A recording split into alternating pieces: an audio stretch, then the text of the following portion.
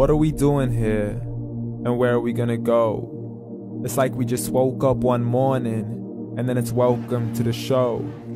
Don't ask any questions, just go with the flow. Make as much money as you can, and try your best not to get broke. Copy everything you see on the TV, from the hairstyles to the clothes, and don't think too often, just do exactly as you're told. And if you ever get confused, then just turn towards the alcohol. You'll still hear your thoughts, then just turn up the radio as you learn to live a lifestyle of drugs, sex, and rock and roll. But in all honesty, I just need to know, is there more to the cycle than growing and getting old? Living and dying just to leave behind a happy home and a whole lot of property that somebody else is going to own. I just really need to know before the casket's closed, 'cause I'm not willing to gamble with my soul, nor am I ready to take any chances. These are just simple life questions, and I'm just searching for some answers. Like, what are we doing here? And what is our purpose? How did we get here, and who made us so perfect? And what happens once we go, or is this world all really worth it? Questions we don't answer because apparently we don't really have to. There's no purpose to this life and our existence is merely natural. Then in that case, please let me ask you, did you create yourself, or was it somebody else who had fashioned you? 'Cause you're a being that's impeccable, faultless and unparalleled. You're a product of supreme intelligence, and I'm merely being rational. For there isn't a camera on this earth that can come close to the human eye, nor a computer that can compete alongside the human mind. And if the whole world was to come together, we wouldn't be able to create a single fly. So many signs, yet we still deny. As science tries to justify that all this could come from none, when it's a simple sum. 0 plus 0 plus 0 cannot possibly ever give you 1. So from where did all this order come? For everything has its origins, a maker, a creator of its own. I mean, the only reason you're watching this video is because somebody had to press upload.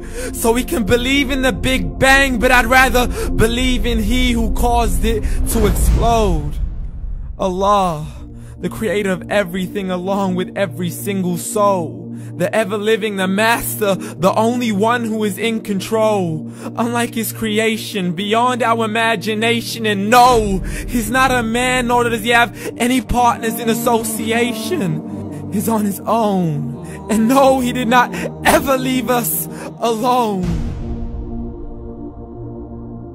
Just like every manufacturer, he left us with an instruction manual.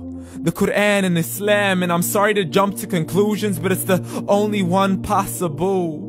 The only definition of God is the one and only supreme being. It's logical, a book with 0 contradictions, with miracles that are both scientific and historical, all revealed over 1400 years ago.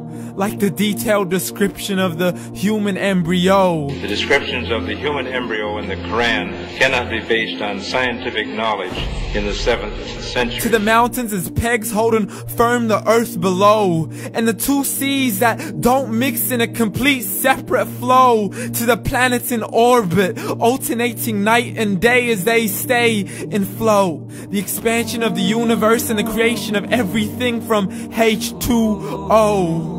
To the stories of the past and the preservation of Pharaoh. To identifying the lowest point in the land where Persia defeated Rome. The gushing fluid that created man in the glands between the ribs and the backbone. And not a word has changed, it's still the same. So please explain how all this was known over 1400 years ago.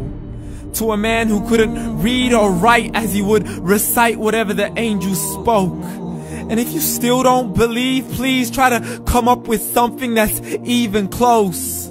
But you can't, so we took God as a mockery and his messengers as a joke. Muhammad could not read or write. How's somebody who can't read or write gonna start a religion? Dismissed his scriptures as legends and tales of the ancient folk, as we live life according to our whims, desires, and hopes.